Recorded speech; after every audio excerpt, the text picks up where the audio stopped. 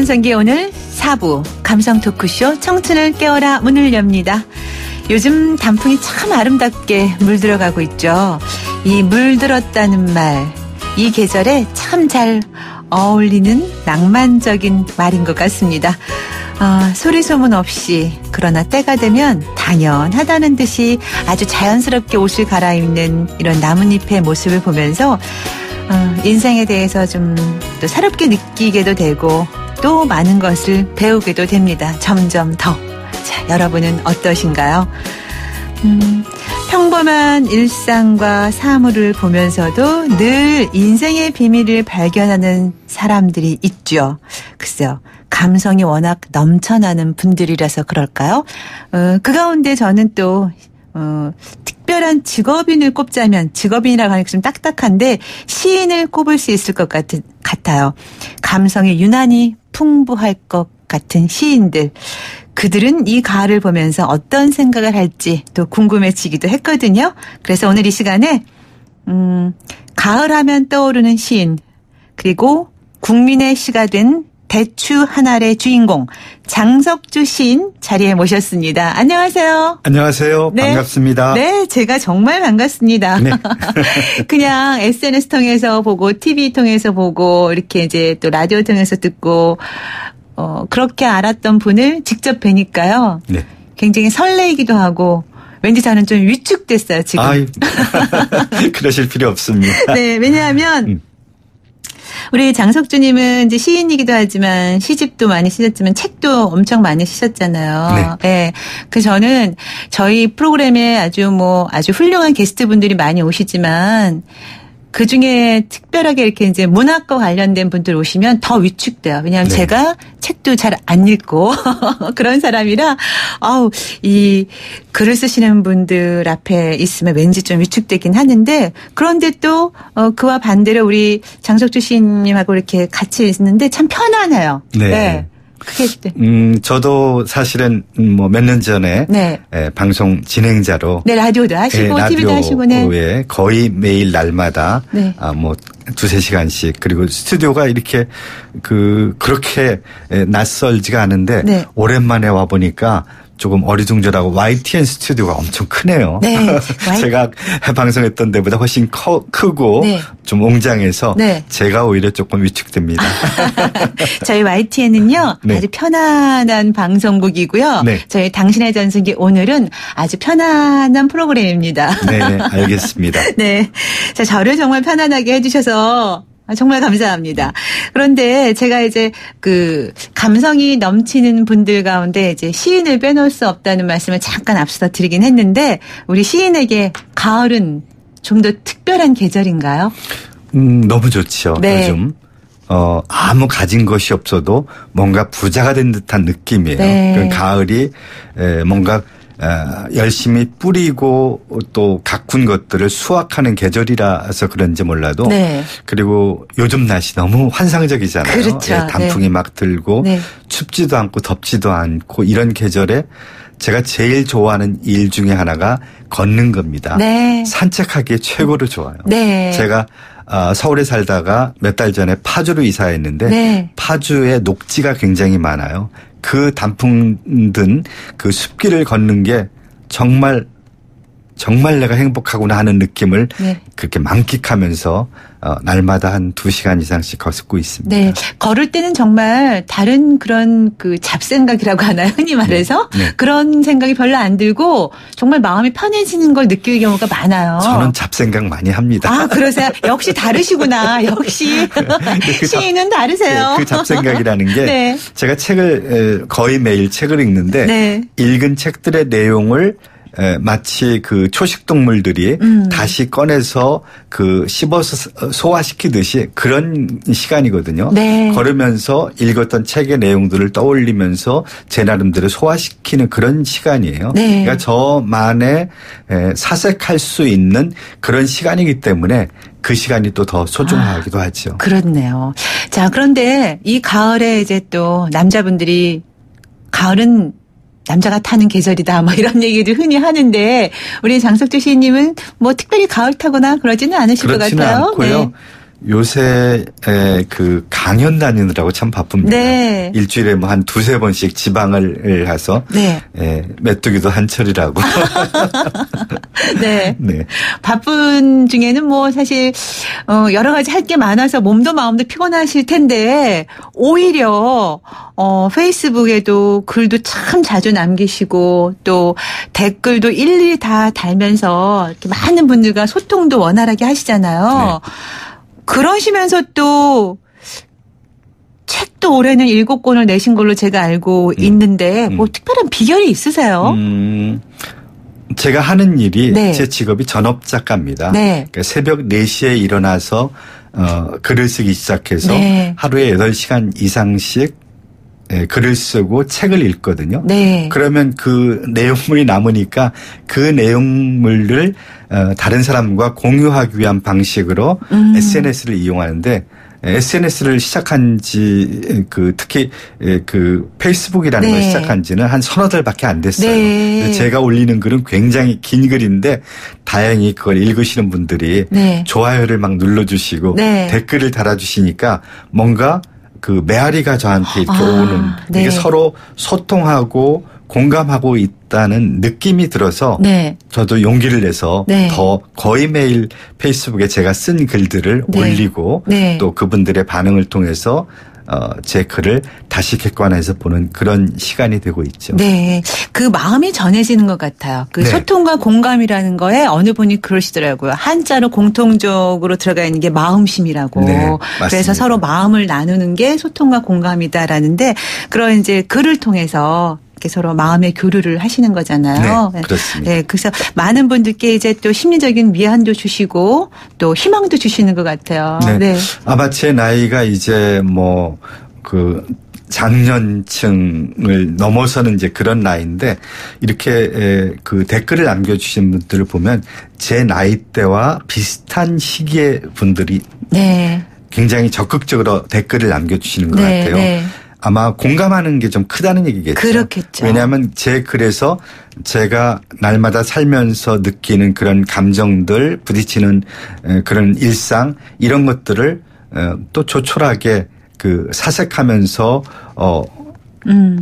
느낀 점들을 네. 좀 솔직하게 쓰거든요. 네. 그러니까 그런 점들이 마음을 조금 이렇게 건드리는 측면이 있나 봐요. 그렇죠. 네. 이제 우리 장석준 시인께서 쓰신 글 가운데 제가 잠깐 하나 살짝 뽑아놓은 게 있거든요. 네. 지금 뭐 이제 베이비부머에 관련된 얘기 잠깐 하셨지만 이제 젊은 시절의 그 느낌을 쓰신 그 글귀 같아요. 젊음은 늘 불안을 동반한 혼란 그 자체였다. 고등학교를 중퇴하고 갈팡질팡하며 정규교육에서 이탈한 내게 어떤 미래가 있을지 가늠조차 할 수가 없었다. 나를 끌어줄 스승도 없었다. 나는 자유라는 형벌을 받고 음악 감상실 따위를 떠돌며 만난 친구들과 잘 마시지도 못하는 막걸리에 취해 낯 모르는 이의 집에서 깨어나기도 했다. 그 젊은 시절의 불안과 혼란의 그 젊은 시절이 살짝 느껴지거든요. 네. 네. 이런 그 시간들이 우리 장석주님을 이런 문학의 세계로 또 시의 세계로 이끌어 준 걸까요? 네. 제가 쓴 거지만 살짝 부끄러워집니다. 네. 저 17살 때 고등학교 네. 2학년 때 제가 학교를 자퇴하고 여행을 하고 방황을 참 많이 했거든요. 네. 그러면서 시립도서관과 국립도서관을 다니면서 책을 읽기 시작했어요. 한 3, 4년 정도 책을 읽으면서 작가가 되겠다라고 생각했는데 매일매일 밀려오는 어떤 불안과 어떤 두려움 같은 것들이 있었어요. 네. 한국 사회가 굉장한 이 학벌주의 사회인데 내가 과연 나와 내가 이룰 가족을 부양할 수 있을 그런 능력을 갖출 수 있을 것인가. 네. 근데 돌이켜 보니까 정말 잘했던 것 같아요. 20살 안팎으로 상당히 많은 고전들을 읽었는데 그것이 오늘의 나를 만든 하나의 동력이 되었다는 생각이 들어요. 네. 네. 그리고 너무 쉽게 진로를 선택하지 않고 그런 그 방황과 또 어떤 고민을 많이 하고 제가 어떤 진로를 선택했기 때문에 지금까지 그 진로를 이렇게 흔들리지 않고 40년 동안 50년 동안 올 수 있었다고 생각이 들어요. 네. 글쎄요, 우리 이제 정규 교육에서 이탈한 내게 어떤 미래가 있을지 가늠할 수조차 없었다. 네. 굉장히 그 불안하고 혼란했을 텐데 지금 이제 인문학의 힘으로 극복하신 것처럼 제가 살짝 그렇게 들었거든요. 네. 그런데 지금 이 시대에도 사실은 그런 고민을 하는 우리 젊은 그 친구들이 많이 있을 거예요. 네.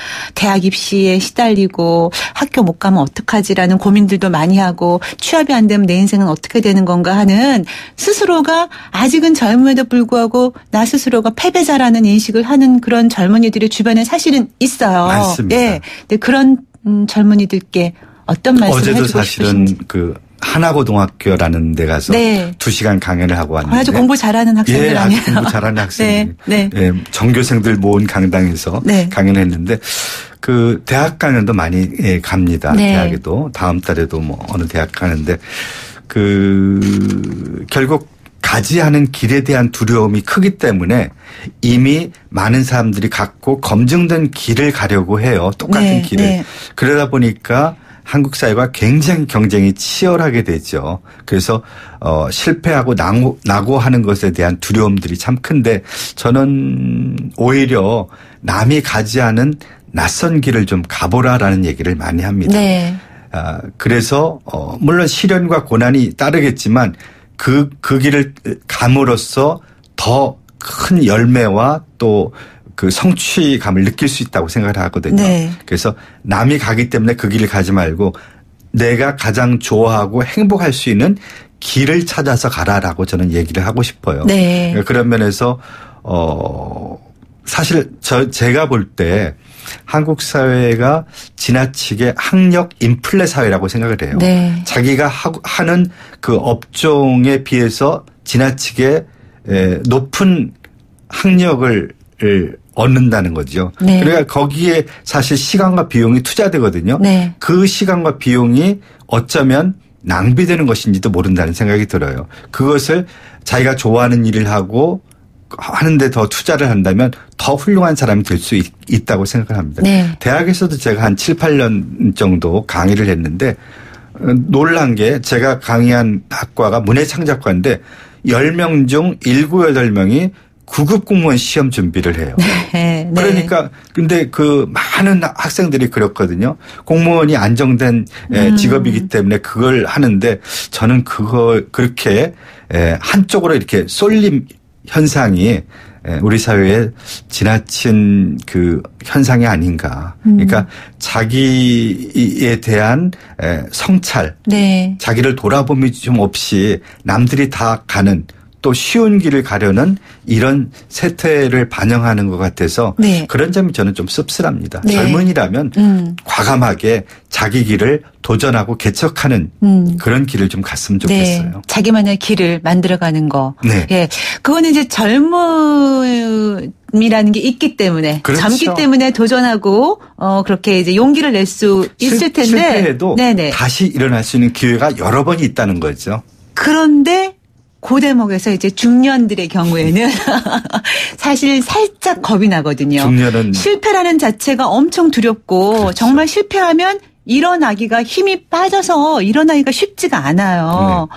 그래서 그 중년들이 새롭게 뭔가를 한다는 게 참 어려운 일인데 그런 우리 중년들에게 같은 중년으로서 네. 또 어떤 말씀을 하실 수 있을지. 사실은 몇 년 전에 제가 그 마흔의 서재라는 책을 썼는데 네. 그 책이 뜻밖에도 굉장히 반응이 좋았어요. 그 책을 쓰게 된 동기는 40대에 된 제 그 아우가 사업하다 실패해가지고 굉장히 고통스러워하는 걸 봤거든요. 네. 재기를 하기 위해서 몸부림치는데 하지 않은 노동을 하면서 밑바닥 신용불량자가 되고 네. 그를 생각하면서 썼거든요. 근데 그런 사람들이 많다는 거죠. 네. 40 넘어서 50, 60 될 때 만약에 자기가 하던 일을 실패하면 다시 재기할 기회가 거의 없거든요. 네. 그래서 실패에 대한 두려움들이 크죠. 그런데 많은 경우 직장에서 일찍 퇴직하고 많은 사람들이 자영업을 해요. 왜냐하면 아직 충분히 일할 수 있는 능력이 있기 때문에 네. 그냥 빈둥거리면 노는 걸 견딜 수가 없어 하거든요. 그렇죠. 시간도 많고. 근데 그 자영업이 성공률이 제가 볼 때 5년 생존할 수 있는 경우가 20%를 넘지 않는다고요. 네. 그래서 또 거기서 실패하고 그런 걸 보면 참 안타까운데 너무 쉽게 그렇게 어떤 그런 자영업 음식점이라든지 이런 무슨 커피 전문점이라든지 이런 것들을 하는데 그것 저는 좀 반성해야 된다고 생각해요. 네. 그것 말고 네. 정말 자기가 하고 싶었던 일을 좀 찾아봐라고 하고 싶어요. 네, 네. 그리고 제가 뭐 돈 버는 재주가 없어서 네. 돈 버는 방식을 제가 알려드릴 수는 없지만 네.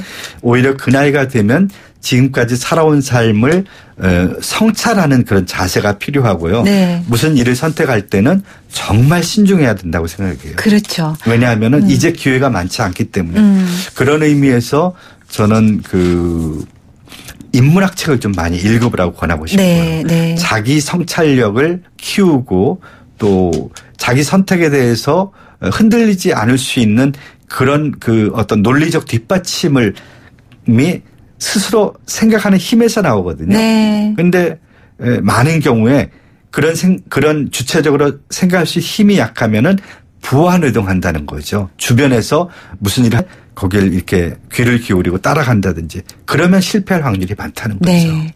지금 6002번 쓰시는 분께서 질문 주셨어요. 네. 장석조 시인님 방황 속에서 지금을 이끌어준 고전들이 뭐가 있을까요? 뭐 너무나 많은데 네. 제가 19살 때 읽어서 지금까지 사실은 고마워하고 좋은 영향을 끼친 책이 독일 철학자 니체의 자라투스트라는 이렇게 말했다라는 네. 책입니다. 네. 제가 굉장히 의기소침해 있을 때 그 책을 읽고 다시 한번 세상과 부딪히고 살아봐야 되겠다라는 용기를 받았거든요. 네. 그리고 폴 발레리라는 프랑스 시인의 해변의 묘지라는 시집이었어요. 네. 그 시집 중에 바람이 분다, 살아봐야겠다. 그 한 구절이 저한테 네. 엄청난 그런 감동을 주고 저를 이렇게 세우게. 저도 세우게 지금 막 이렇게 몸에 이렇게 쫙 뭐가 느껴지는 바람이 분다, 살아봐야겠다. 살아봐야 되겠다. 와, 제목이 죽여줍니다. 저도 한번 읽어보고 싶어지네요. 네. 네. 자, 고전 말고 또 좀 이렇게 또 추천해 주실 만한 책이 또 있을까요? 제가 좋아하는 책은 막스 피카르트라는 네. 의사면서 철학자였던 분이 쓴 침묵의 세계라는 책. 어떻게 보면 우리는 지금 너무나 많은 소음 속에 살아가고 있는 것 같아요. 네. 우리의 말도 의미 있는 말이 되지 못하고 네. 그런 소음이 되는 그럴 때 침묵이 우리에게 우리 삶의 내실을 좀 꽉 채우게 하는 굉장히 중요한 요소라고 생각해요. 네. 그래서 모든 사실은 중요한 말들은 침묵 속에서 나오거든요. 침묵은 그래서 말들의 어머니라고 생각이 들어요. 네. 그래서 우리가 너무 쉽게 가벼운 말들을 하면서 의미 없는 말들을 하면서 사는 게 아닌가. 그 의미 없는 말들이 우리를 소모시키고 우리 삶을 지나치게 경박하게 만든다는 거죠. 그런 네. 의미에서 침묵에 대한 의미를 한번 곱씹어보는 건 어떨까 해서 침묵의 세계라는 책을 좀 권해드리고 네. 싶습니다. 침묵의 세계, 자라투스트라는 이렇게 말했다. 네. 바람이 분다, 살아봐야겠다 등등의 이제 책을 또 소개를 해주셨는데 우리 시인님께서는 책도 엄청 많이 읽으시면서 또 많이들 쓰시잖아요. 네. 올해만 해도 뭐 7권을 책을 쓰신 걸로 알고 있는데 최근에 또 책을 쓰고 계시다고요. 근데 네. 이번 책은 베이비 부모에 관한 책이라고요. 네. 살짝 들었는데요. 책 제목이 베이비 부모를 위한 변명이고요. 네. 아마 제가 교정을 보고 있는데 11월 말이나 12월 초쯤에 나올 텐데요. 곧이어서 네. 나오네요. 네. 제가 베이비 부모의 세대거든요. 네. 한국 전쟁이 끝나고 휴전된 뒤에 태어나서 60년대 초까지 네. 그 인구가 700만입니다. 근데 지금 그 세대들이 해마다 100만 명씩 직장에서 퇴직해서 나오거든요. 네. 근데 퇴직하는 순간 연소득이 반 이하로 줄고요.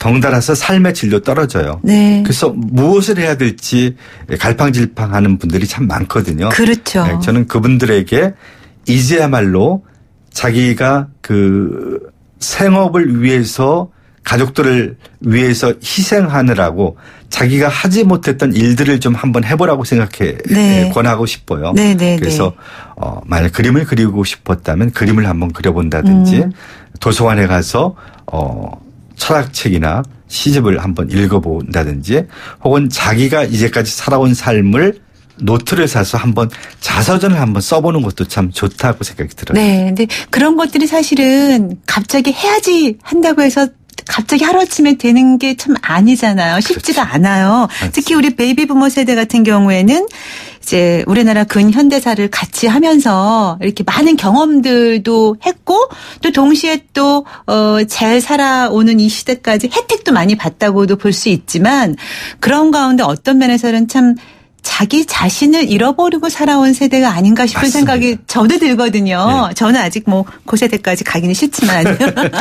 베이비 부모는. 까지는 아니지만. 네. 그래서 자기 자신을 잃어버린 거에 대한 그게 가장 큰 그 슬픔이 아닌가 싶어요. 일종의 저는. 낀 세대입니다. 네네네.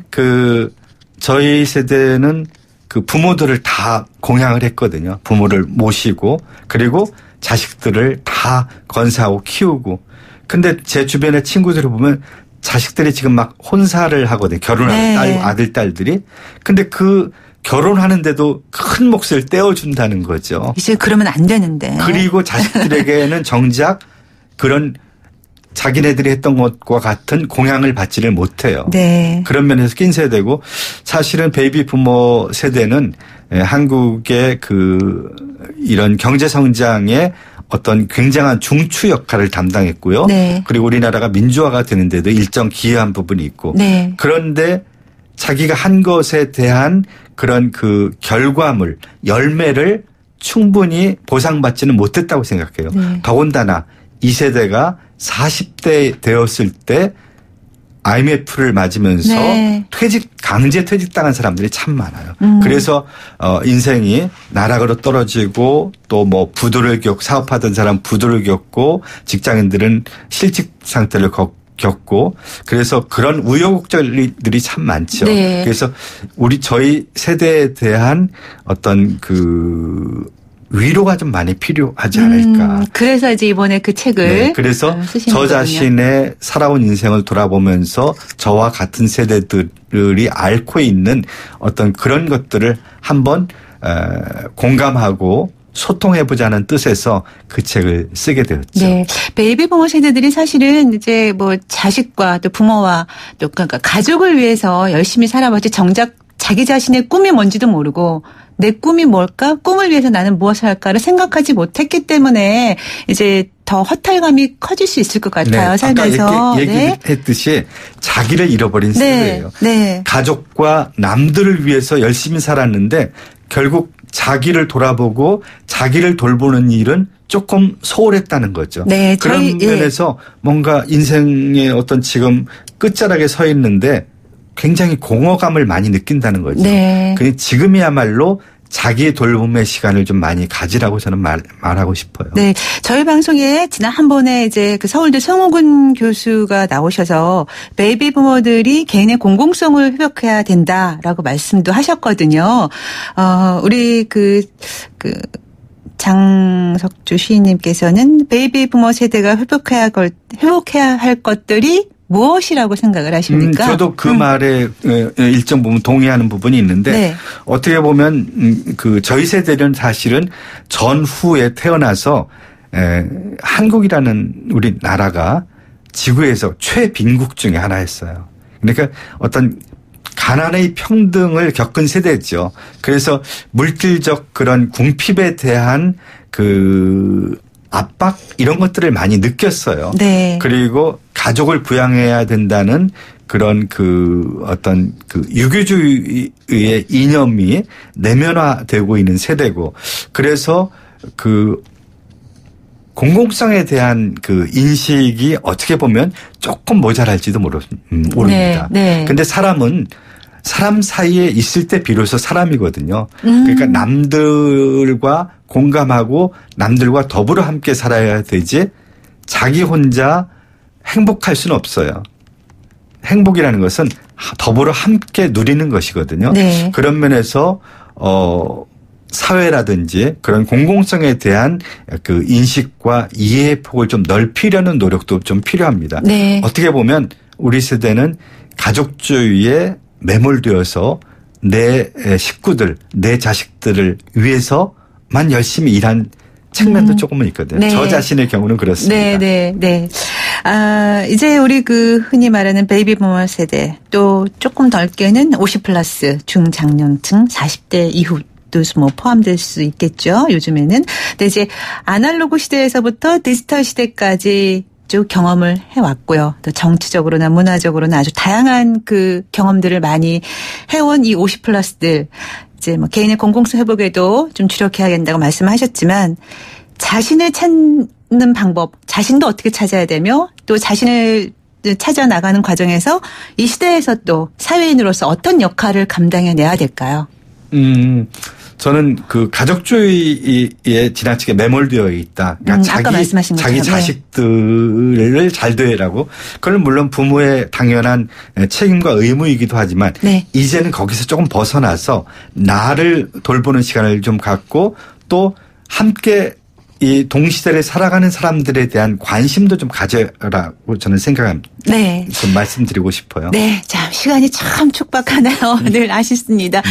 자, 6817님, 이 가을에 시인님 너무 좋아요. 함께 할 수 있는 이 시간 행복합니다 하셨고, 0197님, 제가 제일 좋아하는 시, 대추 하날.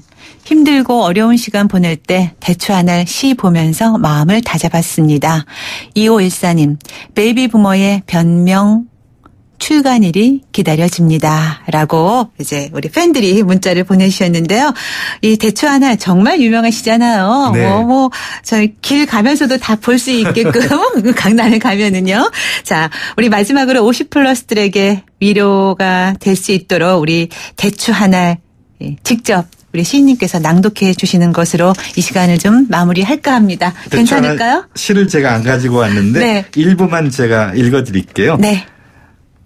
적의 저절로 붉어질 리 없다.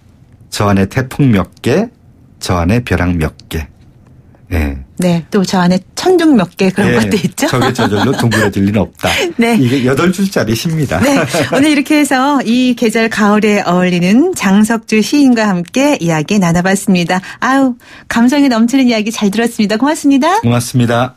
네. 당신의 전성기 오늘 목요일 순서 벌써 마무리해야 될 것 같습니다.